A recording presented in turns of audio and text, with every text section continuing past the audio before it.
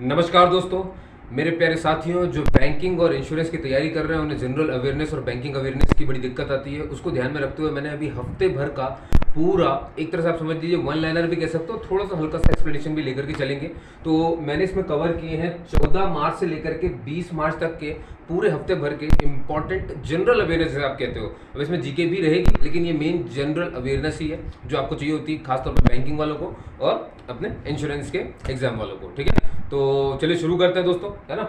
यहाँ पर देख सकते हो आप। चलिए भाई, ये पीडीएफ है दोस्तों, आप चाहोगे मैं से शेयर भी कर दूंगा, तो परेशान मत होइएगा। अब देखिए, सबसे इंपॉर्टेंट है, आपने देखा होगा इस वीक में कि 75th बाफ्ता अवार्ड। बाफ्ता आप समझ गए होंगे कि बी मतलब यहाँ पे ब्रिटिश का है, तो जो जितनी भी ब्रिटिशर्स पिक्चर है ना उनको दिया जाता है। तो ये 75वां अवार्ड है जो बटा है। हम इसमें सीधे ये देखेंगे कि किसको मिला है, कौन है बेस्ट एक्टर, कौन है बेस्ट एक्ट्रेस, कौन है बेस्ट मूवी, है ना। बस इतने से बात खत्म करते हुए आगे निकल जाएंगे। ठीक है, तो आप चाहो तो थोड़ी सी हिस्ट्री यहाँ पर इसकी देख सकते हो कि 75th है। ठीक है, इसका पूरा फुल फॉर्म होता है ब्रिटिश एकेडमी फिल्म अवार्ड। ठीक है दोस्तों, और ये कहाँ दिया जाता है? ये लंदन में दिया जाता है, वो भी लंदन के रॉयल एल्बर्ट हॉल में इसको दिया जाता है। ठीक है दोस्तों, और खास तौर पे आपको मालूम है कि ब्रिटिश के लिए ही बना है। देखिए ये लाइन कहाँ पर लिखी, मैं आपको समझाता हूँ। देखिए ये लाल कलर का आप डब्बा देख रहे हो, उसमें लिखा हुआ है कि British academy television awards are presented annually. हर साल दिया जाता है ये ब्रिटिश अवार्ड को to recognize the outstanding work in, ध्यान देखना यहाँ पर साफ साफ लिखा है ब्रिटिश टेलीविजन। तो जो ब्रिटिश पिक्चरें हैं, ब्रिटिश टेलीविजन पे ब्रॉडकास्ट होने वाली पिक्चरें जो है ना, तो उनको ध्यान में रखते हुए इसको अवार्ड दिया जाता है। तो ये सन 1955 से स्टार्ट हुआ था। ठीक है दोस्तों, अब चलिए फटाक से देख लेते हैं कि किस किस को मिला है बेस्ट एक्टर। और यहाँ पर आपको दिख रहे होंगे 6 डब्बे बड़े बड़े। तो ये है, इसको छोड़ दीजिए, ये जितने पीले पीले दिख रहे हैं ना, बस यही अवार्ड आप क्या करते हैं। बेस्ट फिल्म किसको मिला? The power of the dog. ठीक है, बेस्ट डायरेक्टर किसको मिला है? Jane Campion, the power of the dog. ये जो बेस्ट पिक्चर है the power of the dog, उसी के डायरेक्टर है जेन कैंपियन, उन्हीं को बेस्ट डायरेक्टर मिल गया।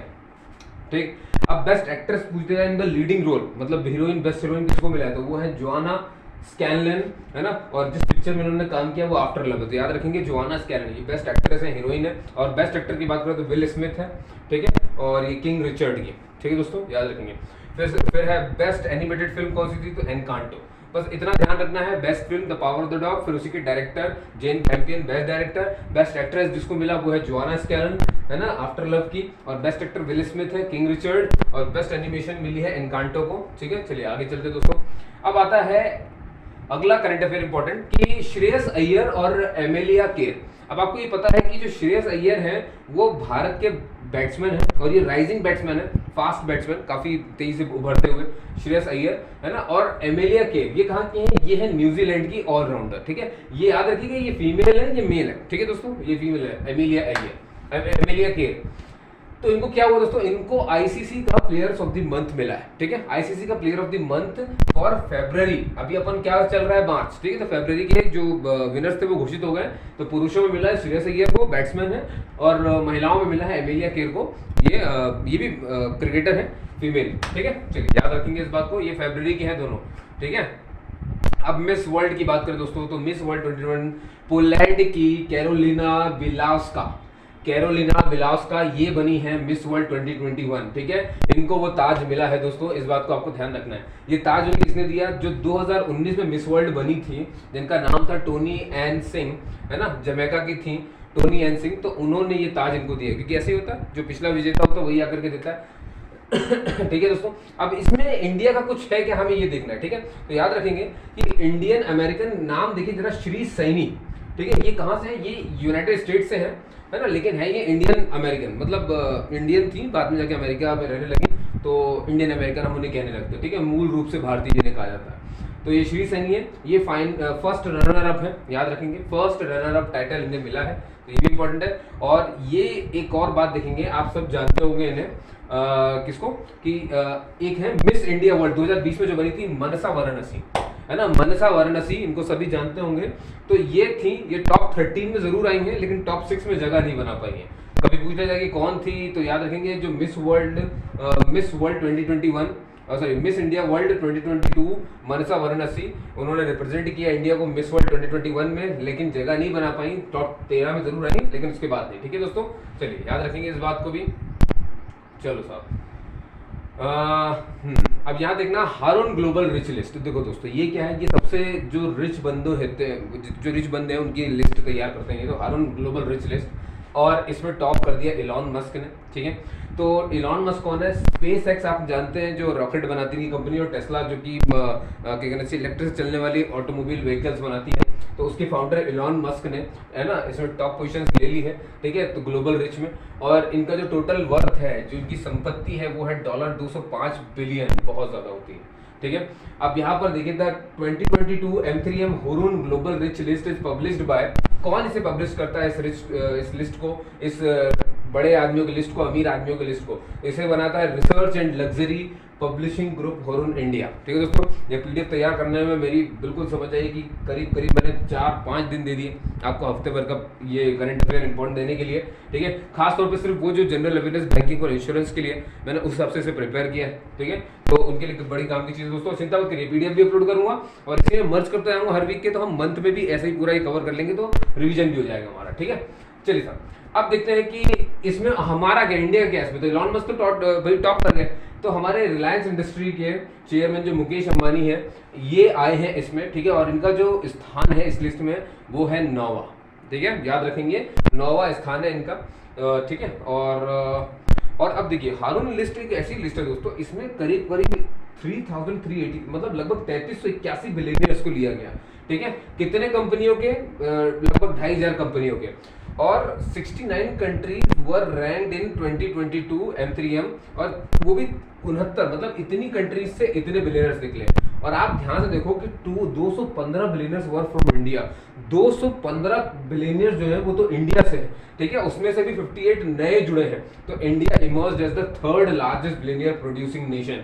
भाई बिलियनियर्स बनाने वाला इंडिया जो है थर्ड बन चुका है, तीसरे स्थान पर आता है बिलियनियर देने वाला, तो क्योंकि 215 तो इसी में आ रहे हैं, तो इससे आप देख लीजिए। ठीक है, अब देखिए भाई क्योंकि क्या स्टार्टअप वगैरह बहुत चल रहे हैं, तो इस वजह से भी होता है। ये है वो लिस्ट दोस्तों। ठीक है, तो आप देख सकते हैं इलॉन मस्क ये रहे, अगर जेफ बेजोस आप जानते हैं अमेज़न के सेकंड नंबर पे हैं, बर्नार्ड अर्नॉल्ट, ये जो भैया हेनसी लुइस विशन है उसके मालिक हैं, और बिल गेट्स वो सभी जानते हैं माइक्रोसॉफ्ट के मालिक। ठीक है, वो 4th नंबर पे आ गए। वॉरेन बफेट सबसे बड़े इन्वेस्टर इस दुनिया के, है ना, और बर्कशायर हाथवे के मालिक, तो ये भी 5th स्थान पर है। अब मुकेश अंबानी आप देख सकते हो 9वें स्थान पर, बहुत बड़ी बात होती है। ठीक है, और लैरी पेज और ये जितने भी है ये अल्फाबेट के हैं। ठीक है, माइक्रोसॉफ्ट के स्टीव बामर भी हैं जो इसमें आते हैं, और रिलायंस इंडस्ट्री के तो आप देख सकते हो। ठीक है दोस्तों, चलिए तो ये आगे चलते हैं यहाँ पर। अब देखिए यहाँ पर, अब आपको मैंने थोड़ा सा इसे वन लाइनर की तरह से ही बनाया ताकि आपको याद रहे। देखिए आप गए, आपको सबको पता है अभी ये भी मोदी जी गुजरात गए थे, गुजरात के गांधीनगर में उन्होंने बहुत सारा काम किया है। ठीक है, तो एक आप देख सकते हो राष्ट्रीय रक्षा यूनिवर्सिटी बनाई है। इसमें क्या होगा दोस्तों कि जो हमारी पुलिस है और जो हमारा डिफेंस है ना, जो क्रिमिनल से रिपोर्ट, तो उनको हाईटेक बनाया जाएगा, उनको प्रशिक्षण दिया जाएगा, बहुत सारी चीजें उसमें बताई जाएंगी, है ना। तो मतलब क्या है कि बदलती दुनिया के साथ, टेक्नोलॉजी के साथ हम फाइट कर सके, है ना, ये चीजें भी बहुत जरूरी है। तो इस तरह से ये कॉलेज काम करेगा। ठीक है, और ये लवड़ विलेज जो है गांधीनगर में उसमें है, गुजरात में। ठीक है, तो याद रखेंगे इसको भी। और ये अपना ऑपरेशन, ये कॉलेज शुरू कर देगा ये काम 1 अक्टूबर 2020 से। ठीक है, और पीएम मोदी ही इसके चीफ गेस्ट है। तो आपसे पूछा जाए कि राष्ट्रीय क्या कहना चाहिए, राष्ट्रीय रक्षा यूनिवर्सिटी कहाँ खोली गई है, तो गांधीनगर में। इसके चीफ गेस्ट कौन थे, तो पीएम ही थे, और ये ऑपरेशन शुरू कर देगा अपना 1 अक्टूबर से। अब देखिए दोस्तों, यहाँ पर आप देख रहे होंगे कि कंट्रीज फर्स्ट मेडिकल सिटी, पहली मेडिकल सिटी बनी है, कहाँ बनी है, ये बनी है पुणे में, है ना। और उसका नाम क्या है दोस्तों, उसका नाम है इंद्रायणी मेडिसिटी। ठीक है, पुणे, अब आप समझ गए होंगे महाराष्ट्र में है ये, है ना। 300 एकड़ में फैला एक लैंड में ये बना हुआ है ना, खेड़ तालुका में पुणे के। तो उसको अब कहा गया है इंद्रायणी मेडिसिटी, यानी कि ये इंडिया की पहली मेडिकल सिटी है, पूरी मेडिकल सिटी है दोस्तों। 10,000 करोड़ की इन्वेस्टमेंट के साथ ये बनाई गई है। तो याद रखेंगे इंडिया की पहली मेडिकल सिटी, उसका नाम क्या है, इंद्रायणी, और ये है कहाँ, पुणे में। ठीक है, अब आता है दोस्तों अहिंसा विश्व भारती ऑर्गेनाइजेशन। ठीक है, ये कौन है दोस्तों, देखिए आपको मालूम है कि हरियाणा में इंडिया का पहला वर्ल्ड पीस सेंटर बनने जा रहा है, शांति वाला, शांति के लिए। तो हरियाणा के गुरुग्राम में वर्ल्ड पीस सेंटर बनने वाला है, इंडिया का पहला बनने वाला है। तो याद रखेंगे सब कुछ इंडिया का फर्स्ट ही मैं अभी पढ़ाने वाला हूँ आपको जो भी हुआ है। इंडिया का पहला वर्ल्ड पीस सेंटर जो है गुरुग्राम हरियाणा बनेगा। और ये किसके निरीक्षण में बन रहा है? ये बन रहा है जो हमारे एम्बेसडर हैं, शांति दूत जो हैं एमिनेंट, जिनका नाम है जैन आचार्य डॉक्टर लोकेश जी। तो इन्हीं की ऑर्गेनाइजेशन है अहिंसा विश्व भारती, तो यही बना रही है वहाँ पे वर्ल्ड पीस सेंटर है। और ये इंडिया का पहला वर्ल्ड पीस सेंटर है, ठीक है, हार्मनी के लिए, शांति के लिए, सबके लिए होगा। अच्छा, इंडिया का पहला artificial intelligence and robotics technology park कहाँ बन रहा है दोस्तों? ये बन रहा है बेंगलुरु कर्नाटका में। याद रखेंगे, आर्टिफिशियल, इंडिया का पहला artificial intelligence and robotics technology park ये बन रहा है बेंगलुरु कर्नाटक में। ओके, चलिए, बहुत बढ़िया है ना। अब आगे आ जाइए, बस ऐसा हल्का हल्का सा आपको याद रखना है। अब दोस्तों इंपॉर्टेंट देखिए यहाँ पे, टोयोटा मिराई। टोयोटा आपको मालूम है गाड़ियों की कंपनी है ये, और उसने एक गाड़ी निकाली मिराई।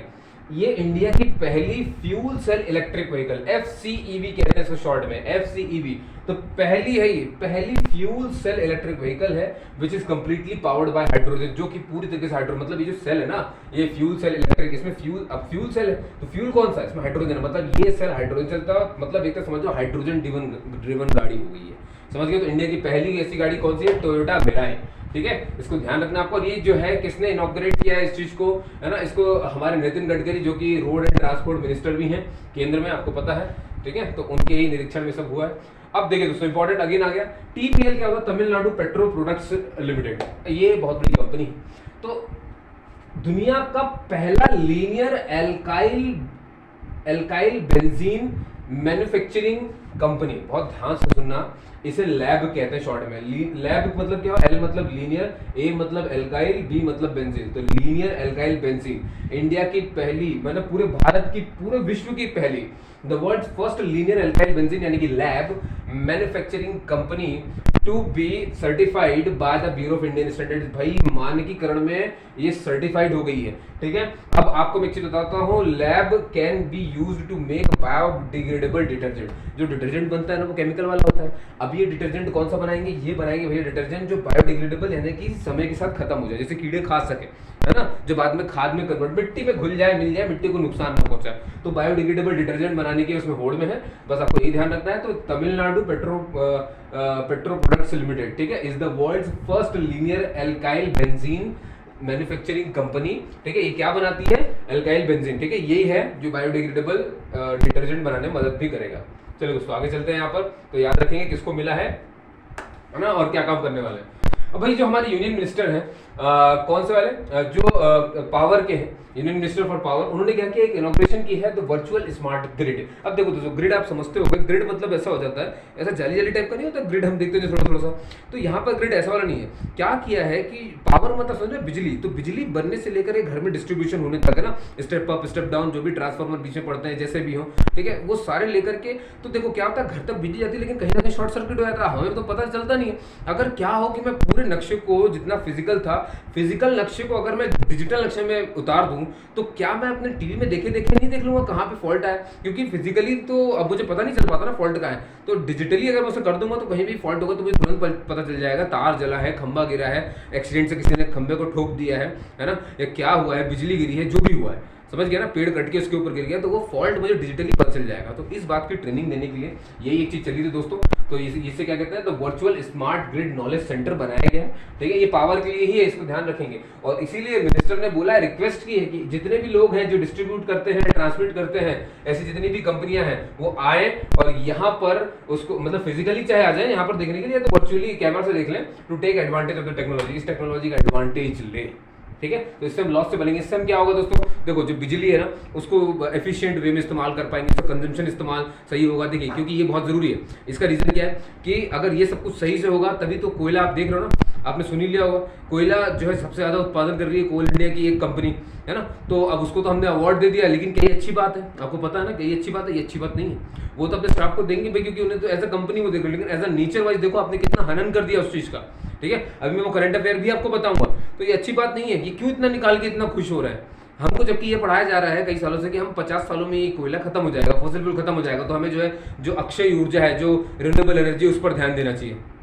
फिर आप इतना कोयला भी निकाल रहे हो, ठीक है। माना कि नीड भी बढ़ रही है भाई, बिजली भी चाहिए, सब कुछ चाहिए, है ना, ये बोर्ड वोर्ड जो भी चल रहा है बिजली तो है, सारा कुछ, ठीक है। लेकिन बात है कि फिर अब उतना सारा कोयला निकालना कि जब इतनी सारी अक्षय ऊर्जा भी है गर्मी में, वो भी खास तौर पे, ठीक है। तो इन सब के चक्कर में इसी ग्रिड को बनाया कि भाई चलो ठीक है, कोयला जब तक निकाल रहे हो कोई बात नहीं। तो भाई अब बात है कि जब तुम कोयले से एनर्जी बनाते भी हो तो भी तो वो वेस्ट होती है, तो उस वेस्ट को बचाने के लिए डिजिटल चीज़ों का मदद लिया जा रहा है, ठीक है। तो इससे बहुत सारी एफिशिएंसी बढ़ जाएगी हमारे उसकी। चलिए दोस्तों अब आगे बढ़ते हैं। According to the National Family Health Survey, देखो नेशनल फैमिली हेल्थ सर्वे ने ये बताया है, अभी 5वीं बार हुआ है कि ओडिशा जो है बिकेम द टॉप स्टेट, वो पहला राज्य बन गया, टॉप कर गया किसमें, in the list of full immunisation, मतलब पूरी तरीके से इम्यूनाइज कर दिया उसने अपने पब्लिक को पूरे भारत में। किसने बताया ये, नेशनल फैमिली हेल्थ सर्वे, जो फैमिली की हेल्थ देखता है ना, उस सर्वे के हिसाब से ओडिशा टॉप कर गया पूरे राज्यों में भारत के, जिसने पूरी इम्यूनाइजेशन दे दी, पूरी प्रोटेक्शन दे दी अपने उसको। और कितनी देख लो 90.5% कवरेज है, ठीक है। ये बहुत बड़ी बात है दोस्तों, है ना, इस चीज को ध्यान रखना। चलिए, और ये मिशन इंद्रधनुष के तहत हो रहा है सब कुछ। अब आप देखेंगे भगवत मान, आप सबको मालूम है भगवत मान मैंने पीला करके भी रखा है, केसरी रंग इसे कहते हैं, मालूम है ना, आपने सबने देखा कि येलो टर्बन पहन के आने के लिए कहा था उन्होंने। और उन्होंने एक शपथ कहाँ ली है, शपथ उन्होंने ली है खटकर कला में। ये पैतृक गांव है दोस्तों किसका, हमारे महान शहीद आजम भगत सिंह, ठीक है। उनका पैतृक, ये पैतृक को कहते हैं एंसेस्ट्रल विलेज, ठीक है, उनका है। तो वहीं जाकर के उन्होंने शपथ ग्रहण की। उन्होंने कहा कि मैं सीएम नहीं बन रहा, 3 करोड़ लोग सीएम बन रहे हैं। तो सबको आह्वान किया, सिक्योरिटी भी उतनी रही, बहुत पब्लिक वहां पर आई भी, ठीक है। और उन्होंने सबको किस क्या बोल के बुलाया कि भाई देखो ये जहां हम खड़े हैं वो केसरी रंग का वो है, तो केसरी मतलब भी आप समझ गए होंगे कि ये पहनना था उन्हें, क्या बोलना है, येलो टर्बन उन्होंने सबने मंगाए थे और उन्होंने उसको पहन लिया था, ठीक है। तो और वहाँ के गवर्नर जो शपथ दिलाएंगे वो तो हमें मालूम है संविधान के हिसाब से, वहाँ थे बनवारी लाल पुरोहित जी। चलिए था अगला दोस्तों कि India first digital water bank, पहला डिजिटल वाटर बैंक जो है एक्वेरियम, ये बेंगलुरु कर्नाटका में है, ठीक है दोस्तों। देखिए अब आप सोचेंगे सर डिजिटल वाटर बैंक कैसे हो सकता है, वाटर का डिजिटलीकरण कैसे कर, जैसे अभी आपने देखा था कि हमने पावर ग्रिड पूरी की पूरी की, वो जो लाइनें बिछती है ना, पूरी तार जाते खंबे खंबे तक, उसको फिजिकल था, अभी तक डिजिटल देखा नहीं था, अब आप डिजिटल देखोगे इसको, ठीक है। डिजिटल आपको दिखेगा, ये खंबा यहाँ, ये देखो पूरे शहर का नक्शा, आप जिस शहर को छुओगे उसमें उस शहर की बिल्कुल डिजिटल ग्रिड ऐसे निकल के आ जाएगी, ऐसे ट्रांसमिशन हो रहा है, इस एमएम की तार ये लगी वो लगी, सारा कुछ उसमें होगा, ठीक है, वो पूरा होगा। तो सेम तरीके से दोस्तों ऐसे ही डिजिटल वाटर बैंक भी बनाया जा रहा है, ठीक है। इससे क्या होगा कि हमें हर जगह का ये पता रहेगा कि कहाँ पे कितना पानी है, कहाँ पे कितना पानी खपत हो रही है, किस कंपनी में कितने पानी खपत हो रही है, हर चीज होगी, ठीक है। तो इंडिया की पहली डिजिटल वाटर, ये एक इनोवेशन के तहत हो रहा है दोस्तों, ताकि हम जो है ग्रीन टेक्नोलॉजीज और सस्टेनेबल एनर्जी और इन्फॉर्मेशन, यहाँ पर क्या हो रहा है, कई सारी चीजों का इस्तेमाल किया उन्होंने, ठीक है। ये एक्वाक्राफ्ट ग्रुप वेंचर ने बनाया है, इसने क्या क्या इस्तेमाल किया, देखो एक तो यूनिक इनोवेशन है, ऐसा इनोवेशन जो कि कंबाइन करता है सस्टेनेबल को, किसी भी चीज को ऐसे उपयोग करना कि उसका 100% उपयोग कर लो और नुकसान भी ना हो वातावरण को, उसे कहते हैं सस्टेनेबल। एंड ग्रीन टेक्नोलॉजीज, और ग्रीन टेक्नोलॉजीज इस्तेमाल करेंगे जो वातावरण को अगेन हेल्प क्या कहना चाहिए, हानि नहीं पहुंचाएंगी, along with the IT information technology यानी कंप्यूटर और डिजिटाइजेशन का भी सहारा लेते हुए, और स्किल डेवलपमेंट एंड एंटरप्रेन्योरशिप, इसमें सब कुछ हो गया। इतनी सारी चीजें मिलकर के ये बना है, बेंगलुरु कर्नाटका में डिजिटल वाटर बैंक है। तो ये पानी की जो खपत होती है उस पर ध्यान रखेगा, उसका मैनेजमेंट, उसका एफिशिएंट तरीका, बस वही पानी बिजली के सही तरीके से एफिशिएंट यूज होने की चीजें चल रही। तो याद रखेंगे एक्वेरियम कहाँ है, बेंगलुरु कर्नाटका में, ठीक है दोस्तों। अब देखिए मैं मुंबई ने, महाराष्ट्र में जो मुंबई ने ही कहा है भैया कि हम जो है 2050 तक कार्बन का एमिशन 0 कर देंगे, और जबकि इंडिया का लक्ष्य क्या है कि कब तक वो 0 करेगा कार्बन का एमिशन, 2070 तक, मतलब 20 साल पहले मुंबई हमारा बिल्कुल ग्रीन सिटी बन जाएगा, कोई भी ग्रीन हाउस गैस उत्सर्जित नहीं करेगा, ठीक है। और ये भी कहा है कि जो हमारा टारगेट है मुंबई का कि 30% रिडक्शन कर देंगे हम ग्रीन हाउस गैस में, है ना। देखो ये बोला उन्होंने, जो कार्बन एमिशन है ना उसको तो हम पूरी तरीके से खत्म कर देंगे 2050 में, ठीक है। लेकिन ग्रीन हाउस गैस सिर्फ कार्बन वाली तो होती नहीं है, और भी तो होती है, ठीक है। तो और भी कौन सी, तो जो भी है उनको बोला कि हम 30% रिडक्शन कर देंगे इनका 2030 तक, और 44% रिडक्शन कम कर देंगे 2040 तक, ठीक है। और ये जो टारगेट है ये 2070 और लगभग 100 साल का हो जाएगा पूरे इंडिया के हिसाब से। तो इंडिया ने कहा 2070 तक हम अपने कार्बन एमिशंस को 0 कर देंगे, ठीक है। तो याद रखिए मुंबई ऐसा पहला स्टेट है भैया, became the first city, sorry state बोल रहा हूँ, become the first city in South Asia to set such a target, ऐसा टारगेट सेट करने वाला वो पहला बन गया, ठीक है दोस्तों। अब देखिए survey settlement and land records SSLR जो है ये क्या, देखो आपको समझ में आ गया, वो सर्वे सेटलमेंट है, सर्वे करने वाला, उसको सेटलमेंट करने वाला, लैंड का है ना, जो जमीन होती है और उसको रिकॉर्ड रखने वाला। ये जो यूनिट है कर्नाटका की, है ना, रेवेन्यू डिपार्टमेंट की जो लेती है, इसने इंश्योर किया है easy availability of original land records. हम ओरिजिनल लैंड रिकॉर्ड्स आपको इजीली अवेलेबल करवाएंगे एक ऐप के सहारे। जिस ऐप का नाम है दिशांक। समझ गए दोस्तों? तो दिशांक क्या करेगा? दिशांक लेवरेजेस, यानी कि ये मदद करेगा Karnataka decision digitise land records. ठीक है, तो ये जो दिशांक एक ऐप है, याद रखें कर्नाटका की सरकार की तरफ से है ना, और खासतौर पर रेवेन्यू डिपार्टमेंट की तरफ से। इस दिशांक में आपको जो है इजीली जो ओरिजिनल लैंड है उसका पूरा डाटा मिल जाएगा। ठीक है, तो इस तरह से आप पूरे लैंड को डिजिटाइज भी कर दोगे। तो इसके लिए क्या हुआ दोस्तों, मैं आपको बता दूं कि स्टेट ने कर्नाटका स्टेट ने रिमोट सेंसिंग एप्लीकेशंस की मदद ली है, उस सेंटर की मदद ली है, और उन्होंने अपना डाटा इनको भेजा। भाई मालूम है ना, जियोग्राफिकल इंफॉर्मेशन सिस्टम के तहत ही पूरा जो सैटेलाइट से जो पिक्चर्स है वो इनको दी गई होंगी, भाई इतना है ऐसा करके, तब तो जाकर के उसमें रिकॉर्ड बैठा है। तो दिशांक याद रखेंगे, ये कर्नाटका सरकार की इनिशिएटिव है कि भैया हम लैंड को डिजिटाइज करेंगे, इसका रिकॉर्ड वहां पर रखेंगे। ठीक है, और ये सब कुछ होगा इनके भूमि प्रोजेक्ट के तहत। चलिए भैया आगे चलते हैं। अब आता है दोस्तों गैब्रियल बोरिक फॉन्ट। इन्हें दोस्तों नया गैब्रियल बोरिक फॉन्ट जो है ये नए प्रेसिडेंट बने हैं चिले के। ठीक है, 36वें प्रेसिडेंट है, याद रखें गैब्रियल बोरिक फॉन्ट, ये अभी अभी हाल ही में चिले के नए प्रेसिडेंट बने हैं और ये 36वें प्रेसिडेंट है। ठीक है, अगला दोस्तों कि इंडियन गवर्नमेंट ने क्या इशू किया है? $1 बिलियन इशू किया है लाइन ऑफ क्रेडिट। आपको मालूम है किसको दिया लाइन ऑफ क्रेडिट? श्रीलंका को। याद रखना $1 बिलियन, क्योंकि भाई जो वहां के फाइनेंस मिनिस्टर राजपक्षे, आपको मालूम है, हालांकि क्या हुआ था, कोविड-19 के चलते इनकी हालत बहुत खराब हो गई थी, है ना, भुखमरी और काफी गंदी हालत हो गई, तो हमने उनको $1 बिलियन लाइन ऑफ क्रेडिट की जो है वो मदद दे दी है ना, ताकि वो फूड नेसेसरी प्रोडक्ट अपने ले सके। अब देखिए प्रेसिडेंट बाइडेन ने अनाउंस किया है भैया कि जो अमेरिका है, यूनाइटेड स्टेट्स, साथ में जो भी G7 की कंट्रीज हैं, साथ में यूरोपियन यूनियन जो भी है, और साथ में नाटो, ठीक है, इन सब ने कहा है कि हम रशिया को मोस्ट फेवर्ड नेशन का दर्जा नहीं देंगे। मोस्ट फेवर्ड नेशन का दर्जा देने का मतलब ये होता है कि उस देश के साथ जो व्यापार होंगे वो सारे के सारे, मतलब आना जाना जो भी लगता है उन सब में टैक्स में एक तरह की छूट होती है, वो मामला होता है। मतलब कहीं ना कहीं बहुत सारे फेवर्ड नेशन का मतलब क्या है कि हम इनके साथ व्यापार करने को मुक्त हैं, इनके व्यापार को रोका ना जाए हमारे साथ। ठीक है, तो बॉर्डर में कुछ रोका होकी नहीं होती है ना, आप ऐसा नहीं कि बॉर्डर में कोई चीज उनको रोक टोक ली जाएगी, कुछ भी नहीं होता, आराम से जो एरोप्लेन के माध्यम से, शिप के माध्यम से कैसे भी हो सकता है। ठीक है, तो ये था। तो अब इन्होंने ये सबने उससे स्टेटस छीन लिया है। ठीक है, अब ध्यान से सुनना कि जो अमेरिका जिनको मोस्ट फेवर्ड नेशन का दर्जा देता है, इस मोस्ट फेवर्ड नेशन को एक और चीज कही जाती है और वो कहते हैं परमानेंट नॉर्मल ट्रेड रिलेशन। देख रहे हो, परमानेंट, हमेशा के लिए नॉर्मल ट्रेड का रिलेशन होता है। तो यही हक अब इससे छीन लिया गया है। ठीक है, और याद रखिए अमेरिका के साथ कभी भी दो देश तो हुए ही नहीं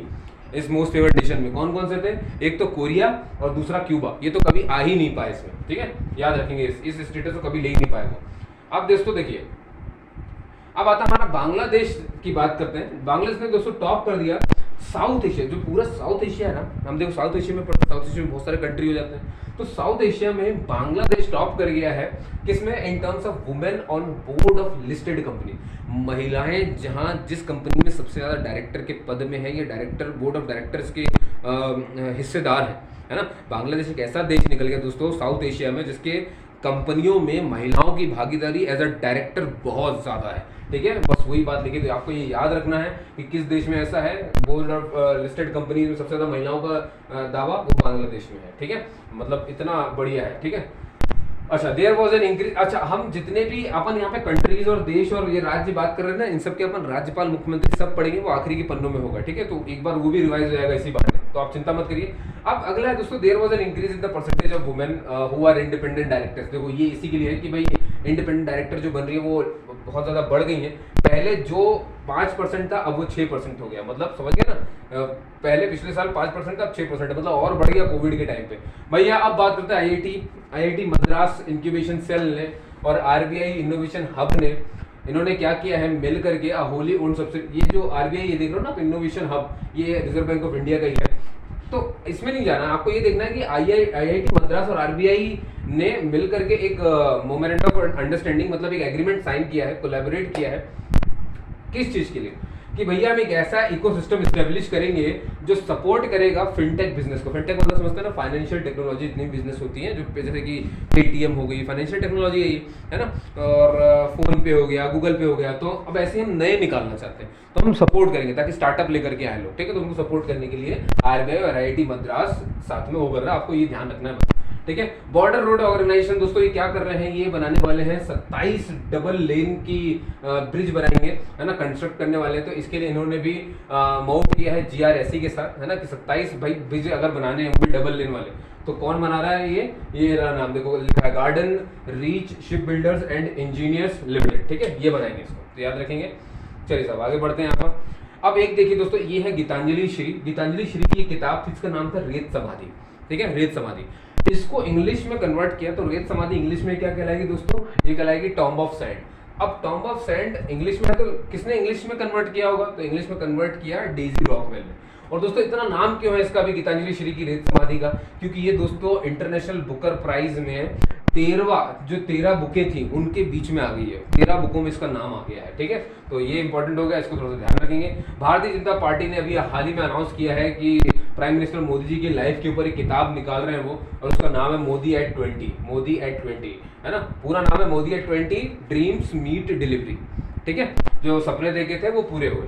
चलो द आरबीआई, अब देखो आरबीआई ने क्या करा दोस्तों कि स्टॉप कर दी पेटीएम पेमेंट बैंक की, स्टॉप किया है पेटीएम पेमेंट बैंक। देखो पेटीएम जो आप वॉलेट और जो करते हो ना ऐसा, पेटीएम वहां पे वॉलेट और उसका वो मत बोलना, फोन वाला नहीं। 2017 में पेटीएम ने अपना खुद का बैंक भी जोड़ा, उसमें 6 करोड़ कस्टमर भी आ गए, 2017 में ऐसा हुआ था। लेकिन क्या हुआ, ऐसा पाया गया कि पेटीएम क्या है कि जो इनकी कस्टमर्स की जो डाटास थे वो ऐसा पाया गया कि वो चाइना के सर्वर में देखे गए, यानी चाइना के सर्वर के साथ वो शेयर करता था, तो इससे दिक्कत हो जा रही थी।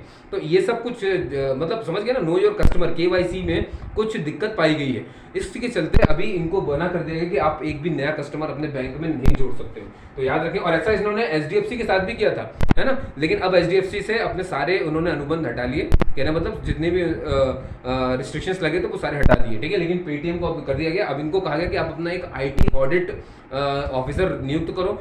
तो जो आईटी ऑडिटर ऑफिसर होगा, इंफॉर्मेशन टेक्नोलॉजी वाला ऑडिटर, वो पूरा ऑडिट करेगा, पूरा जांच पड़ताल करेगा, और जो वो रिपोर्ट सौंपेगा, है ना, इनको आरबीआई को, और जब रिपोर्ट बिल्कुल सही पाई जाएगी तब इनको भी बहाल किया जाएगा। तब तक के इनको कहा है आप कोई भी कस्टमर का खाता नहीं खोल सकते हैं, ठीक है दोस्तों, कुछ गड़बड़ी पाए जाने के कारण ऐसा बोला गया। अब लार्सन टर्बो आपको मालूम है एक बहुत बड़ी ट्रक कंपनी है ना, इसने स्टैब्लिश कर लिया दोस्तों एल&टी सुफिन ई कॉमर्स प्लेटफॉर्म। देखो ई कॉमर्स का मतलब समझते हो ना, ये इलेक्ट्रॉनिक कॉमर्स यानी बिजनेस, यानी ऑनलाइन प्लेटफॉर्म बिजनेस का। अब ये तो भैया लार्सन एंड टर्बो तो वो बनाती है, इंडस्ट्री के प्रोडक्ट बनाती है, तो बिल्कुल सही दोस्तों। तो ये आखिर क्या बेचने वाला है, ये बिल्कुल अमेजोन की तरह है, लेकिन अमेजोन पे आप ये नहीं देखोगे कि इंडस्ट्री का कोई प्रोडक्ट बिक रहा है, वहाँ पे हमारे इंसान के यूज की सारी चीजें होती है। लेकिन कभी कभी ऐसा देखा ना, आपको छोटे छोटे बिजनेस को मशीनें चाहिए होती हैं, अब वो मशीनें थोड़ी ना हमें अमेजोन पे मिलती हैं कि फ्लिपकार्ट पे मिलती हैं। तो इसके लिए कि अब तक का पहला ऐसा है जैसे लार्सन टर्बो, जिसने इंडस्ट्री के जो प्रोडक्ट्स हैं उनको मार्क दिया, ताकि छोटे जो बिजनेस लोग हैं, बिजनेस जो छोटे छोटे बिजनेस हैं,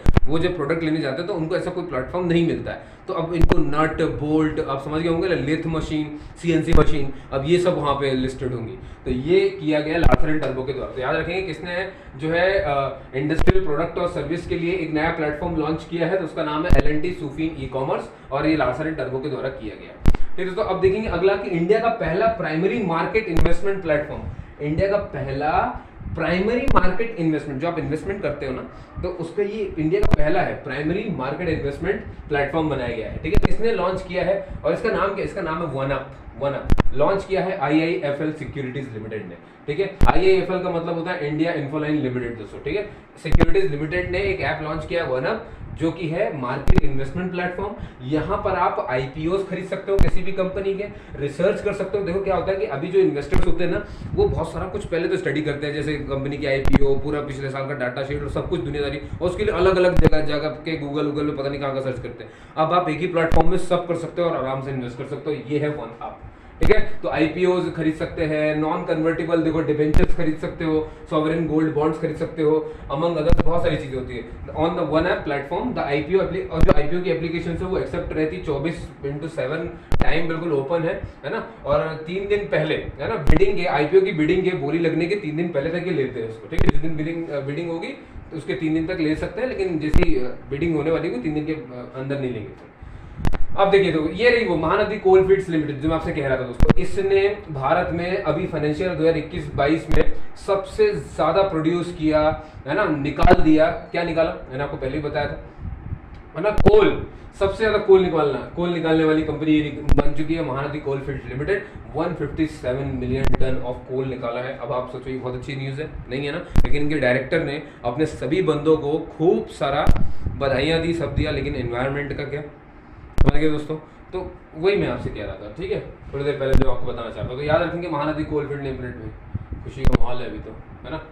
अब रेजर पे दोस्तों, रेजर पे एक कंपनी आपको पता ही है, एक फिनटेक यूनिकॉर्न है, रेजर पे है ना, नाम में पे दिख रहा होगा आपको। रेजर पे जो है ये भी एक फाइनेंशियल टेक्नोलॉजी कंपनी, जैसे कि फोन पे, पेटीएम, गूगल पे होता है ना, वैसे ही रेजर पे भी है। तो इसीलिए जिनके आगे फिनटेक लिखा ना, समझ ना, फाइनेंशियल टेक्नोलॉजी या पे करने की, ऑनलाइन पे करने की कंपनी। तो रेजर पे ने क्या किया है, इन्होंने अनाउंस किया है परचेज ऑफ आइजिलियंट टेक्नोलॉजीज को ये परचेज करने वाले हैं, खरीदने वाले हैं। अब आज ये क्या है भैया टेक्नोलॉजीज, ये भी एक रिनोन्ड फिनटेक बिजनेस है that provides banks with payments technology solution.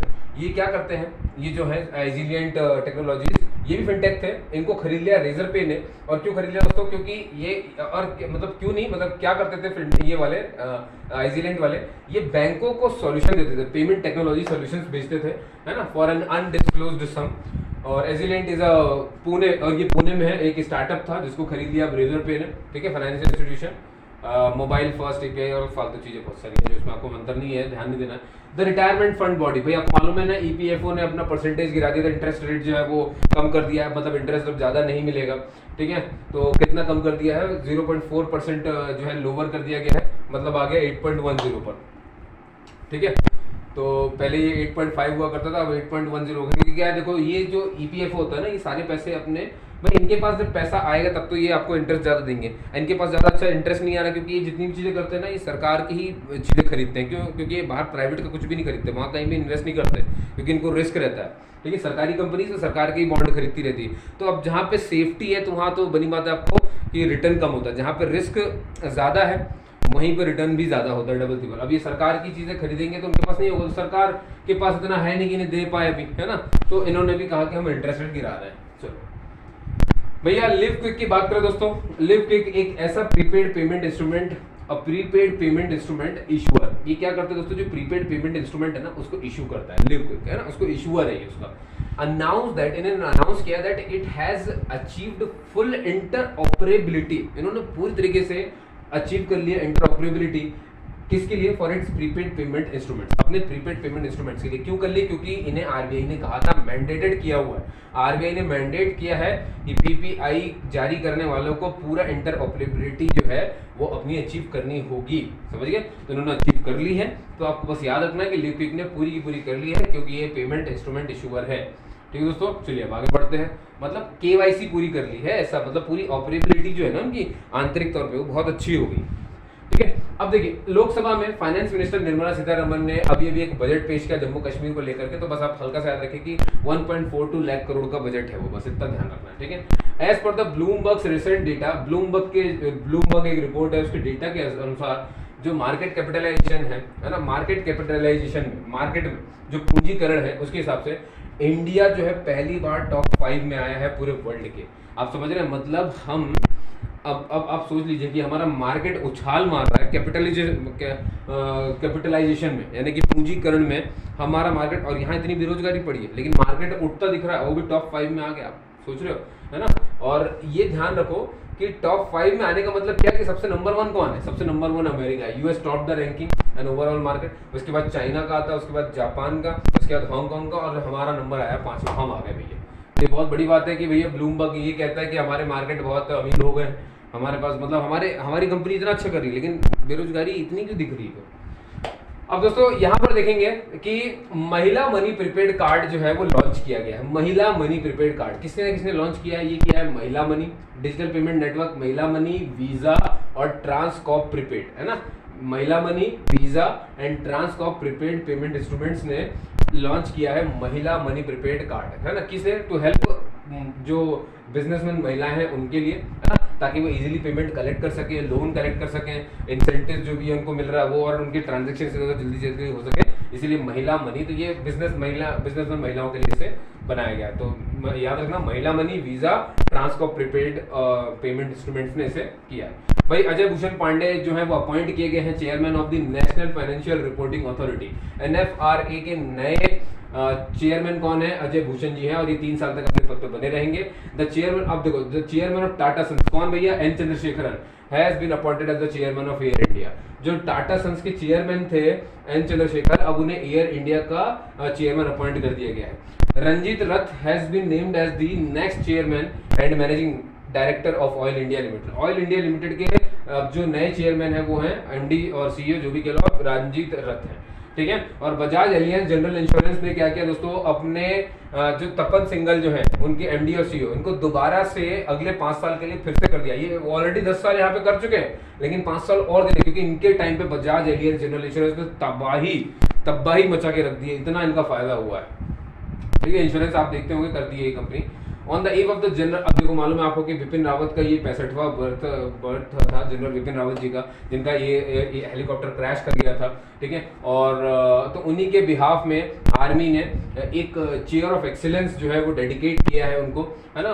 और वो हमारे चीफ डिफेंस ऑफ स्टाफ भी रहे हैं, है ना, उनकी मेमोरी में, उनकी याद में। और कहाँ किया? यूनाइटेड सर्विस इंस्टीट्यूशन में उस चीज़ को, चेयर को बनाया गया है, ठीक है दोस्तों। अब देखिए, अब आपको मालूम है कि अभी हाल ही में जो हमारा वेसल है जिसका नाम है राम प्रसाद बिस्मिल वेसल, इसने क्या, ये लॉन्गेस्ट वेसल है दोस्तों अब तक का, ना, become the longest vessel ever to sail, जो तैर के गया गंगा से लेकर के ब्रह्मपुत्र तक, ठीक है। गंगा से ब्रह्मपुत्र गया, है ना। 90 मीटर लंबा है, 26 मीटर चौड़ा है ना। Flotilla loaded with a draft of 2.1 metre achievable the feat on March 15, 2020 when it successfully completed the pilot run of heavy cargo movement. तो ये एक पायलट मूवमेंट था एक तरह से। तो ये फ्रॉम श्यामा प्रसाद मुखर्जी पोर्ट से चला था, जो हल्दिया में है ना, हल्दिया में है, कोलकाता में, पश्चिम बंगाल में। और वहां से चला तो ये कहाँ पहुंचा? To Pandu port. Pandu port कहाँ पर है? गुवाहाटी, असम में, और असम में ही ब्रह्मपुत्र है, समझ गए ना। चलिए भाई आगे चलते हैं दोस्तों। अब हमारे union minister for rural development Giriraj Singh ने अभी ऑनर किया किसको? जम्मू कश्मीर बैंक को। क्यों किया भैया? किस अवार्ड से? National award for outstanding performance for financial year 2021-2022, ठीक है, 2020-2021। मतलब जम्मू कश्मीर बैंक को अवार्ड दे दिया है रूरल डेवलपमेंट के मामले में। मतलब बनी बात है, गांव के विकास में काफी जोर से बढ़ चढ़ के ये बैंक काम कर रहा होगा, तो गिरिराज सिंह ने इनको जो है अवार्ड दे दिया है, ये ध्यान रखना आपको, ठीक है। India 3rd largest private sector bank. और अब देखो ये जो चल रहा है ना, ये वाला, ठीक है, ये अवार्ड तो ठीक है। अब देखिए, जो इंडिया का 3rd लार्जेस्ट प्राइवेट सेक्टर जो बैंक है, यानी कि एक्सिस बैंक है, 3rd लार्जेस्ट है ना, has been awarded IFR Asia's Asian bank, Asia का Asian bank of the year, ठीक है। ये मतलब IFR एशियाज क्या होता है दोस्तों? ये बैंकों को मिलता है, हर साल दिया जाता है। तो इस बार कौन सा एशियन बैंक सबसे टॉप पे है? तो Asian bank of the year बना है हमारा एक्सिस बैंक, जो कि इंडिया का 3rd लार्जेस्ट प्राइवेट बैंक है, ठीक है। और मॉर्गन स्टैनली जो है, इसे मिला है भैया bank of the year award at the IFR Asia award 2021। ये bank of the year award मिला है, ठीक है। और याद रखेंगे, इसको मिला है Asian bank of the year, और इसको completely bank of the year सबसे बड़ा है मॉर्गन स्टैनली। चलिए भैया, अब प्रोफेसर नारायण प्रधान, ये जो है प्रोफेसर नारायण प्रधान जो है दोस्तों, इनको सिलेक्ट किया गया है for the 31st GD Birla award. मतलब किसको मिलने वाला है? 31st GD बिरला अवार्ड ये मिलेगा प्रोफेसर नारायण प्रधान जी को। क्यों मिलेगा? क्योंकि उनके जो साइंटिफिक रिसर्च जो है वो बड़े आउटस्टैंडिंग रहे हैं। किसको लेकर के? मटेरियल साइंस की फील्ड में उन्होंने काम किया है। तो याद रखिए प्रोफेसर नारायण और प्रधान, ठीक है दोस्तों। एक बार मैं देख लूँ वीडियो सही, ठीक है। चलिए भाई, अब दोस्तों एक और स्टार्टअप की मैं बात कर, यहाँ पर एक और स्टार्टअप चला, और वो था water pitch pilot scale startup challenge. ये चैलेंज बनाया गया, ये किस लिए था दोस्तों? कि भाई किस तरह से आप वही वाटर के मैनेजमेंट के लिए, इसका मुख्य उद्देश्य ये था कि वाटर के ऊपर जो है इनोवेशन आए, क्रिएटिविटी आए। ये वो ओपन चैलेंज जब देंगे, तो चैलेंज में जब हम देते हैं तो उसमें अवार्ड भी होता है। तो उसमें वो लोग उठ करके आते हैं जिनको लगता है कि उनके पास कुछ आइडिया है। अब ऐसे क्या होगा, कई लोग और होंगे, तो इन सबके पास कुछ ना कुछ आइडिया होगा। तो इससे क्या होगा कि हम मतलब वो दिमाग इकट्ठा कर पाएंगे जो पानी को बचाने में काफी सक्षम दिखते हैं। मतलब उनके पास कोई ना कोई तो ऐसा आइडिया होगा कि पानी को सर ऐसे ही बचाया जा सकता था, सही यूज कर होता है ना। कभी आप देखते हो यूट्यूब पे कभी कुछ दिख जाता है, कभी आप इंस्टाग्राम पे कुछ दिख जाता है, कई ट्रिक्स बनाते दिख जाते हैं। तो इनको बुलाया है, इनको एक तरह से ये आह्वान है आइए बताइए अगर कुछ ऐसा है जिसे हम बता सके उसे। कुछ लोग बता सर यूज को ऐसे, कई लोग तो आप देखोगे कि पानी से गाड़ी चला देते हैं, है ना। तो इन सब को एक तरह से समझिए कि एक तरह का चैलेंज है ये। तो इससे हम इकट्ठा करना चाहते हैं ऐसे लोग को जिनके पास इनोवेटिव आइडियाज है पानी को बचाने और उन सब के। तो इसीलिए water pitch pilot scale startup देख रहे हो ना, स्टार्टअप तो हम इनवाइट कर रहे हैं उनको। तो ये सब कुछ होगा दोस्तों अटल मिशन के तहत for rejuvenation of urban transformation, ठीक है। तो अमृत मिशन है ये, है ना। तो याद रखिए क्योंकि भाई आपको मालूम है शहरों में पानी की दिक्कत जो मैनेजमेंट है वो बहुत खराब है, उसको इम्प्रूव करेगा अगर हमें कोई कुछ आइडिया मिल जाएगा तो, ठीक है। और ठीक है चलो, ये तो कुछ खास नहीं है। ये तो मतलब जेंडर संवाद में ऐसा बताया जा रहा है कि 3000 स्टेट मिशन एम्प्लॉयज जो थे वो आए थे, जेंडर मिशन एक चल रहा है ना। अब यहाँ पर देखिए दोस्तों कि London and partners analysis of deal room dot को इन्वेस्टमेंट डेटा अकॉर्डिंग, ये एक डेटा देने वाली company London and partners analysis of deal room dot को इन्वेस्टमेंट डेटा, इनके अकॉर्डिंग क्या है कि जो इंडिया है is the second largest global venture capital investment hub for digital shopping companies. आसान भाषा में समझ जाइए कि ये कहना चाह रहे हैं कि जितने जो इंडिया है, इंडिया में ये जो अपने शॉपिंग वाली कंपनीज है ना, जितनी भी कंपनीज है खासतौर पर डिजिटल, जैसे कि आप फ्लिपकार्ट अमेजन हो गया, तो इनमें इन्वेस्ट करने वाले बंदे बहुत सारे है ना, इनमें इन्वेस्ट करने वाले बंदे बहुत सारे दोस्तों। तो यही बात इसमें कही गई और लगभग ये बहुत ज़्यादा पॉइंट बढ़ा और ये बढ़ा कितना 175% बढ़ गया, ठीक है, $8 बिलियन के आसपास, है ना। India came in second position और वो भी यूएस नंबर 1 पे है, इंडिया सेकंड नंबर पे आता है, ठीक है। यूएस में तो 51 भैया इतना है, और बाय चाइना फिर थर्ड नंबर में आता है, फिर फोर्थ नंबर पे आपको यूके दिखेगा, है ना, फोर्थ नंबर पे। तो इनका ये कहना मतलब ये जो एक है ना, ये रिपोर्ट निकालते हैं कि भैया कहाँ पर कितना डिजिटल शॉपिंग में इन्वेस्टमेंट हो रहा है। तो इंडिया जो है वो सेकंड लार्जेस्ट बन चुका है यूएस के बाद भैया, मतलब यहाँ पर डिजिटल इन्वेस्टमेंट बहुत ज़्यादा हो चुका है खासतौर पर शॉपिंग के मामले में। और भाई हम बढ़ी रहे ना, क्योंकि कोरोना हुआ तो हम सबने डिजिटल खरीदना शुरू किया, मोबाइल लैपटॉप हर चीज़ आप डिजिटल ले रहे हो, तो उसमें इन्वेस्टमेंट बहुत बढ़ रहा है और क्या। अब देखो दोस्तों, एक है स्टॉकहोम इंटर, ये पीस रिसर्च इंस्टीट्यूट है, आप यकीन नहीं मानोगे, इसमें आपको एक चीज देखने को मिलेगी कि इंडिया एंड पीस मतलब समझ रहे हो ना, हथियारों का उपयोग नहीं करना है। तो ये किस बात पे बनाते हैं, कौन सा देश जो है वो हथियारों का उपयोग कम से कम करता है ना, क्योंकि पीस तो यही मतलब हो ना, हथियार ना हो। तो इनने पाया कि इनकी लिस्ट में इंडिया और सऊदी अरेबिया ने जो है सबसे ज्यादा टॉप कर दिया है। इसका मतलब समझते हो आप, सबसे ज्यादा हथियार यही खरीद रहे हैं, सबसे ज्यादा हथियार ये खरीद रहे हैं, मतलब पीस के नाम पे बिल्कुल जीरो, ठीक है। तो Stockholm International Peace Research Institute SIPRI ने रिलीज किया the latest report on trends in international arms transfer, कि इंटरनेशनल रूप से आर्म्स के ट्रांसफर यानी हथियारों के ट्रांसफर कहाँ होते हैं, सबसे ज्यादा इंडिया और सऊदी अरेबिया में होते हैं, ये लार्जेस्ट निकल गए, ठीक है। बोथ टू कंट्रीज अकाउंटेड, और टोटल 11%, पूरे विश्व में जितने भी हथियार होते हैं ना उसका 11% तो ये लोग कर रहे होते हैं, ठीक है। और इजिप्ट जो है 5.7% करता है, ऑस्ट्रेलिया 5.4% करता है, चाइना 4.8% करता है, ये अगले 3 थे लार्जेस्ट, है ना, importers of this. RailTel corporation दोस्तों, इसके बारे में सुन लीजिए, ये कॉर्पोरेशन ऑफ इंडिया लिमिटेड जो है ओल्ड बाय द, ये इंडियन रेलवे की ही है ना, मिस्टर रेलवे, इनका नंबर 124 आया है ना। किसमें आया है, 8th edition of Fortune India the next, ये एक मैगजीन है फॉर्च्यून इंडिया द नेक्स्ट 500, ठीक है। मतलब क्या हुआ, इसमें 500 छोटे बिजनेस उठाए गए थे, तो उन 500 छोटे बिजनेस उठाने में से रेलटेल ने 124वां क्या कहना चाहिए स्थान हासिल किया है, ठीक है। मिड साइज कंपनीज की जो लिस्ट बनाई गई थी उसमें।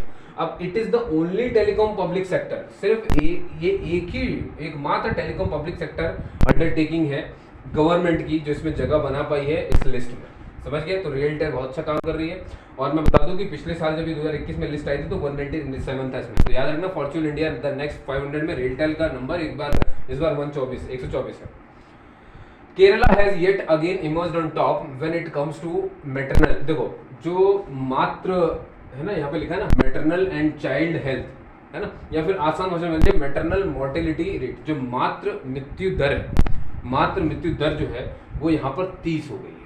1 लाख जीवित बच्चों में 30 की मृत्यु होती है, समझ गए आप सभी के सभी, है ना, मतलब 30 ही खत्म होते हैं, बाकी बहुत अच्छा। और पूरे इंडिया का अगर आप इसे देखोगे तो 101 के आसपास, 103 के आसपास है ये रहा, ठीक है, 103 के आसपास है एज इम्प्रूव्ड इतना। और बस इतना काफ़ी, आप समझ गए होंगे। एमएमआर तो केरला का सबसे बेस्ट है भैया, वहाँ 30 होता है और बाकी जगह 103 है, तो बहुत बड़ी बात होगी। फिर तेलंगाना इसके बाद आता है, ठीक है, महाराष्ट्र इसके बाद आता है। तो केरला नंबर 1 है एमएमआर में, है ना, मात्र मृत्यु दर में, याद रखेंगे 30, 1 लाख जीवित में से 30। अच्छा, अब यहाँ पर दोस्तों according to the global consulting firm, जो एक ग्लोबल कंसल्टिंग फर्म है, डिलाइट्स रिपोर्ट टाइटल्ड, जिसका नाम है global powers for retailing 2022 resilience despite challenges, है ना, ये रिपोर्ट का नाम है। इनका ये कहना है कि इंडिया का जो ब्रांड है रिलायंस रिटेल, वो 56th रैंक कर गया इनके top 250 list based on the retail revenue के हिसाब से। यानी कंपनी है ना रिटेल वाली, तो उसकी भी लिस्ट निकाली गई, तो रिलायंस इसमें जो है इस लिस्ट में 56th नंबर पर आ गया है।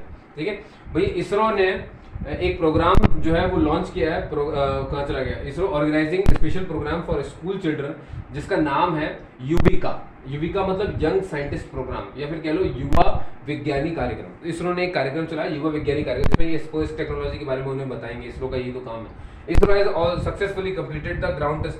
भाई अभी इसरो ने एसएसएलवी का भी ग्राउंड टेस्ट कर लिया है। एसएसएलवी आप समझ गए, स्मॉल सैटेलाइट लॉन्च व्हीकल। आपको मालूम है हमारे पास जीएसएलवी भी है, हमारे पास पीएसएलवी भी है, अब हमारे पास एसएसएलवी भी हो गया। तो जीएसएलवी जियो सिंक्रोनस हो गई, पीएसएलवी पोलर सैटेलाइट हो गई, और आपकी ये एसएसएलवी स्मॉल सैटेलाइट हो गई। ठीक है, तो ये स्मॉल सैटेलाइट को करेगी, बहुत सीधी सी बात, कोई बड़ी बात है ही नहीं। और ये अभी भी लॉन्च हुई है भैया, तो एसएसएलवी भी अब हमारे पास हो गई।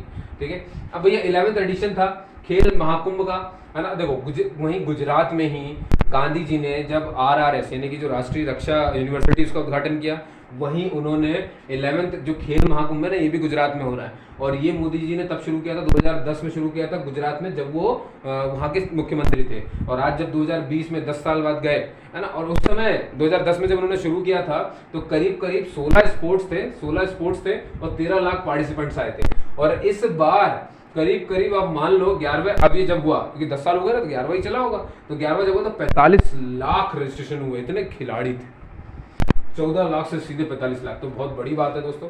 ठीक है, चलिए अब आगे चलते हैं हम इसमें, है ना। और ये यहाँ पे ध्यान रखना कि इंडिया के जो शटलर है लक्ष्य सेन, इन्होंने जो है सिल्वर प्राप्त कर लिया है, जो जर्मन ओपन हुआ था अभी है ना, उसमें। ठीक है दोस्तों, और बस काफ़ी है। और ये मेन सिंगल्स में खेल रहे थे, ये शटलर है, शटलर आपको पता ही होगा। चलिए, India has been picked as the host nation for the, अब हमारे यहाँ फाइड चेस होने वाला दोस्तों, ये कभी नहीं हुआ था, है ना। 25 जब से ये बना है ना, जब से ये बना है तब से लेकर के कभी हमने ऑर्गेनाइज नहीं किया इस ओलंपियाड को चेस के। आज हम इसे करने वाले हैं, ये पहली बार है भारत के लिए कि जब वो इसे ऑर्गेनाइज करेगा, और ये तमिलनाडु में होगा, चेन्नई में। याद रखेंगे, फाइड चेस ओलंपियाड कभी भी नहीं हुआ, बहुत पुराना ये ओलंपियाड है, लेकिन कभी भी हमारे यहाँ, देख रहे हो ना कितना पुराना है, 44th एडिशन होने वाला है। मतलब इससे पहले 43 हुए होंगे और वो हमारे इंडिया में नहीं हुए। पहली बार हमें ये मौका मिल रहा है दोस्तों, और वो भी इसलिए क्योंकि उधर वॉर चल रहा है ना, यूक्रेन रशिया वगैरह में वॉर चल रहे हैं, इस वजह से भी हमें मिला है। तो ये 26 जुलाई से 8 अगस्त तक चलेगा। अब कुछ डेज की बात कर लेते हैं दोस्तों। देखिए, इंटरनेशनल डे ऑफ मैथमेटिक्स कब मनाया जाता है? 14 मार्च को। ठीक है, और ये इसी दिन को हम पाई डे भी बोलते हैं, कि हम ये मानते हैं कि पाई इसी दिन हमें मिला था, है ना। वर्ल्ड कंज्यूमर राइट डे हम मनाते हैं 15 मार्च को हर साल। ठीक है, तो याद रखेंगे 14 मार्च को maths, international maths world consumer 15, ठीक है ना, तो वर्ल्ड कंज्यूमर 15, और international day of action of reverse, मतलब नदियों को बचाने का, सब कुछ करने का, 14 मार्च है। तो 14 मार्च को ही रिवर भी बचा रहे थे, मैथमेटिक्स भी हो गया, 15 को आपका वर्ल्ड कंज्यूमर डे हो गया। नेशनल वैक्सीनेशन डे की हम बात करें तो 16 हो गया भैया, फिर वैक्सीनेशन कर दिया आपने। अब आता दोस्तों कि UN general assembly approved a resolution to proclaim March 15। अब देखो एक और है, international day to combat Islamophobia, ये हम मनाते हैं 15 मार्च को। इंटरनेशनल डे मतलब कॉम्बैट इस्लामोफोबिया, मतलब इस्लाम से डरिए मत, उससे लड़िए, है ना। कॉम्बैट इस्लामोफोबिया मतलब इस्लाम से डर को लड़ाई लड़ना, कि उससे डरने की जरूरत नहीं है। तो ये भी हम मनाते हैं 15 मार्च को, बस आपको इतना रखना है। ये इसलिए हुआ था क्योंकि क्या हुआ था, न्यूजीलैंड के जो क्रिस्ट चर्च है वहाँ पर 2 मस्जिदों में घुस करके गनमैन ने 51 वर्शिपर्स को मार दिया था, है ना। तो ये थोड़ा सा हुआ था, क्रिस्ट चर्च में घुस करके मारा था, याद रखेंगे। तो उस वजह से डर रहे थे, तो उसी दिन से फिर ये मनाना शुरू हुआ 15 मार्च को। अच्छा, वर्ल्ड स्लीप डे जो है हम मनाते हैं दोस्तों, है ना, फ्राइडे को मनाते हैं हमेशा। लेकिन कौन से फ्राइडे को? जो इक्विनॉक्स आता है ना, उससे पहले जो फ्राइडे आता है उसको मनाते हैं, बिफोर द इक्विनॉक्स। लेकिन इस बार ये मना 18 मार्च को। ठीक है, मतलब ये डेट चेंज होती रहती है। द ग्लोबल रिसाइकलिंग डे हम ऑब्जर्व करते हैं 18 मार्च को, तो बस इसे देखते जाए और आगे बढ़ते हैं। इंटरनेशनल डे ऑफ हैप्पीनेस मार्च 20 को मनाते हैं हम। The former president of Zambia रुपिया बांदा, ये जो है ये पास अवे हो गए हैं, ये खत्म हो गए हैं। कौन? जाम्बिया के जो प्रेसिडेंट थे रुपिया बांदा, ये अभी खत्म हो गए हैं। ठीक है, pass away after 2 year battle with cancer हो गया था उन्हें। और 2 time WWE hall of famer. कौन? स्कॉट हॉल, सभी जानते होंगे WWE अगर आपने देखा हो, 2 टाइम इनको हॉल ऑफ फेमर मिला था, ये भी पास अवे हो गए हैं। इनको हम अच्छे जानते थे रेजर रेमन के नाम से, रेजर रेमन, ठीक है, रेजर रेमन, ठीक है। The former governor of Andhra Pradesh, कौन? कुमुदबेन मणिशंकर जोशी, वो पास हो गई हैं, है ना, मतलब वो भी चली गई हैं, खत्म हो गई हैं। She was the second female, और वो सेकेंड फीमेल गवर्नर थी स्टेट की आफ्टर शारदा मुखर्जी, मतलब शारदा मुखर्जी पहली थी, है ना, आंध्र प्रदेश की, और दूसरी थी हमारी कुमुदबेन मणिशंकर जी, तो ये पास अवे हो गई हैं। Joshi had been member of the Rajya Sabha, 3 बार राज्यसभा की मेंबर भी रही हैं, ठीक है दोस्तों। और ये हमारा लास्ट हो जाएगा पेज। इसके बाद अपन जो है कैपिटल, जो भी इसमें नए राज्य या जो भी देश मिले ना, उनके कैपिटल, उनके सब कुछ इंपॉर्टेंट पढ़ लेंगे, करेंसी पढ़ लेंगे, और फिर अपन ये लेक्चर खत्म कर देंगे, ठीक है। काफी लंबा समय भी ले लिया मैंने। The government of Jammu and Kashmir has launched quick responsive code. अब देखो, जम्मू कश्मीर ने जो उनके यहाँ कालीन बनती है ना, उसको क्यूआर कोड दे दिया है, ठीक है। वो जीआई टैग तो पहले से ही था, जीआई टैग कश्मीरी कारपेट जो था, है ना, उसको अब क्यूआर कोड ही मिल गया। क्यूआर होने से क्या मतलब दोस्तों, जैसे कालीन बनी है उसमें जो क्यूआर लगा रहेगा, उसको जब स्कैन करोगे ना, तो उसको किसने बनाया, कितने लोगों ने मिलकर बनाया, किस कंपनी में बना, सब कुछ उसमें लिखा रहता है। क्यूआर में पूरी जानकारी तो होती है, क्विक रिस्पॉन्स होता है, ठीक है। चलिए भैया, तो ये हो गई बात। अब फटाफट से देख लीजिए भैया कि उड़ीसा की कैपिटल, उड़ीसा का बात हुआ था ना यहाँ पे, उड़ीसा की कैपिटल क्या है? भुवनेश्वर। उड़ीसा के गवर्नर कौन है? गणेशी लाल, ठीक है। उड़ीसा के चीफ मिनिस्टर कौन है? नवीन पटनायक। कर्नाटका की कैपिटल क्या है? बेंगलुरु। कर्नाटका के चीफ मिनिस्टर है बासवराज एस बोम्मई। कर्नाटका के गवर्नर है थावरचंद गहलोत, ठीक है। चीफ कैपिटल चिले कैपिटल, चिले की जो कैपिटल राजधानी है वो सेंटियागो है। मालूम है ना, चिले के प्रेसिडेंट की भी बात होती है, चिले बने थे अभी नए नए। चिले की करेंसी जो है चिलियन पेसो है, ठीक है। वहीं बांग्लादेश की बात करें दोस्तों, बांग्लादेश की कैपिटल ढाका। बांग्लादेश के प्रेसिडेंट अब्दुल हामिद। बांग्लादेश की करेंसी बांग्लादेशी टाका। बांग्लादेश प्राइम मिनिस्टर जो है शेख हसीना है, ठीक है। मेडागास्कर की कैपिटल जो है अंतनानार्गोवियो जो भी है, और मेडागास्कर करेंसी जो है मालागेसी एरेरिया, और फिर मेडागास्कर प्रेसिडेंट जो है वो एंड्री राजियोलिना है। ऑयल इंडिया लिमिटेड का हेडक्वार्टर नोएडा में है। ऑयल इंडिया की बात हुई थी, याद होगा आपको, तो ऑयल इंडिया लिमिटेड फाउंडेड कब बना था? ये 18 फरवरी 1959 को, और नोएडा में इसका हेडक्वार्टर है। टाटा ग्रुप के फाउंडर जमशेदजी टाटा है। टाटा ग्रुप फाउंडेड 1868 में मुंबई में। टाटा ग्रुप हेडक्वार्टर जो है मुंबई में है। बजाज एलियंस आपने देखा ना, एक बार 10 साल पहले करने के बाद फिर से उन्हें 5 साल और बना दिया गया था, उनके इनके एमडीसीओ रिपीट कर दिए गए हैं, ठीक है। तो जनरल इंश्योरेंस जो है ये 2001 में बनी थी, ठीक है। इसका हेडक्वार्टर पुणे में है, महाराष्ट्र में, ठीक है। रेलटेल फाउंडेड, रेलटेल की भी बात आपने देखी होगी, तो रेलटेल जो है वो सितंबर 2000 में फाउंड हुआ। इसका हेडक्वार्टर गुड़गांव हरियाणा में है। इसका रिटेल सीएमडी जो है वो पुनीत चावला जी, यानी कि चीफ मैनेजिंग डायरेक्टर, ठीक है। अब वही जाम्बिया की भी बात हुई थी, जाम्बिया कैपिटल लुसाका, और करेंसी इसकी जाम्बियन क्वाचा, ठीक है। वहीं देखेंगे दिल्ली चीफ मिनिस्टर जो है वो अरविंद केजरीवाल है, और दिल्ली के लेफ्टिनेंट गवर्नर जो है वो अनिल बैजल है। जम्मू कश्मीर के लेफ्टिनेंट गवर्नर जो है मनोज सिन्हा है। और Jammu Kashmir formation union territory कब बना था? ये यूनियन टेरिटरी बना था 31 अक्टूबर 2019 को। चीफ मिनिस्टर ऑफ पौंडीचेरी जो है वो एन रंगास्वामी है, और लेफ्टिनेंट गवर्नर एंड एडमिनिस्ट्रेशन जो वहां का देखते हैं वो है Tamilisai Soundararajan. State bank of India जो है वो 1 जुलाई 1955 को फाउंड हुआ। स्टेट बैंक ऑफ इंडिया का हेडक्वार्टर मुंबई में है। स्टेट बैंक ऑफ इंडिया के चेयरमैन जो है दिनेश कुमार खारा है। और यहीं पर आपको मैं ट्रांसकॉप की भी बात करूंगा। ट्रांसकॉप याद होगा आपको, याद है ना, महिला मनी मेकिंग वाला जो चल रहा था, क्रेडिट कार्ड चल रहा था।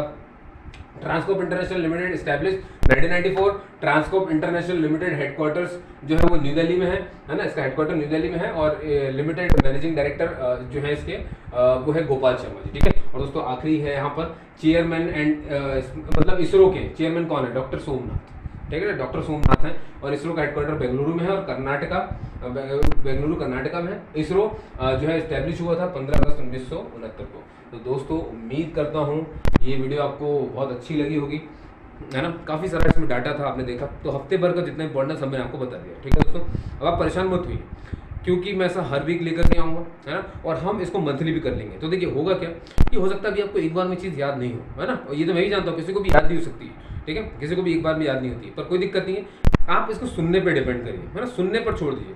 आपने एक बार लार्सन एंड टर्बो सुन लिया है, हाँ, कि उसने ई कॉमर्स प्लेटफॉर्म लॉन्च किया है, अब ये याद रहेगा, ऐसा नहीं है। अपने आप पे भरोसा रखना सबसे बड़ी बात है किसी भी तैयारी के दौरान। जब आप अपने ऊपर भरोसा रखते हैं तो भरोसा का मतलब ही क्या कि हाँ मैंने एक बार चीज़ पढ़ी है, मैं जानता हूँ, मुझे याद है, बस मैं किसी भ्रम का शिकार हूँ कि मुझे याद नहीं है, ठीक है। हाँ, कोई मुझे एग्जैक्ट पूछेगा तो मैं एग्जैक्ट नहीं बता सकता, लेकिन वो चीज़ मेरे सामने आएगी तो मैं बता सकूँगा। समझ गए दोस्तों। तो आपके लिए ये मेरी मेहनत थी 4-5 दिन की जो मैं कर रहा था, ताकि मैं आपको ये सब चीज़ें बता सकूं, क्योंकि बैंकिंग और ये जनरल अवेयरनेस और इंश्योरेंस के जितने भी कैंडिडेट्स होते हैं इन्हें सही चीज़ मिल नहीं पाती। तो मैंने इसे हफ्ते भर में बैठ करके पूरा प्रिपेयर किया है। ठीक है दोस्तों, अभी मैं अगले हफ्ते का भी लेकर के आऊँगा, फिर पूरा मंथली भी आपको पढ़ाऊंगा और आपके एग्जाम तक का मैं इसे हमेशा करूँगा। और डिस्कशन विद मनोज में आपको पता ही है कि हम हर तरह के नोटिफिकेशन पढ़ते ही हैं, तो साथ में मैं नोटिफिकेशन के अब आपको ये भी प्रोवाइड करूँगा ताकि आपका नॉलेज मैं और बढ़ा सकूँ। ठीक है, जो भी मेरे पास है मैं आपको जो दे सकता हूँ वो भी मैं आपको देने की कोशिश करूँगा। ठीक है दोस्तों, तो नोटिफिकेशन की सारी जानकारी, उसका रोल नंबर कब आया, एडमिट कार्ड कब आया, वो तो मैं आपको बताऊंगा ही, वो तो मेरा काम है ही डेली बेसिस पे। ठीक है, तो वो तो आपको पता होने के लिए आप वो मेरे पे छोड़ दीजिए, वेबसाइट्स में दिन भर बैठता देखता रहता हूँ, तो वो मैं आपको बताऊंगा, साथ में आपको करंट अफेयर भी पढ़ाऊंगा। मैं आपकी पूरी की पूरी मदद करूंगा। ठीक है दोस्तों, बस आपको करना ही है कि आपको मेरे साथ जुड़े रहना है। ठीक है, तो बस यूं ही प्यार बनाइए रखिए दोस्तों, सुरक्षित रहिए, 2 गज की दूरी बनाइए। और अब और जो जो बोलती सरकार आपसे वो सब बोल देता हूँ मैं। आपने मुझे सुना उसके लिए बहुत बहुत धन्यवाद दोस्तों। खुश रहिए, हंसते रहिए। जय हिंद, जय भारत।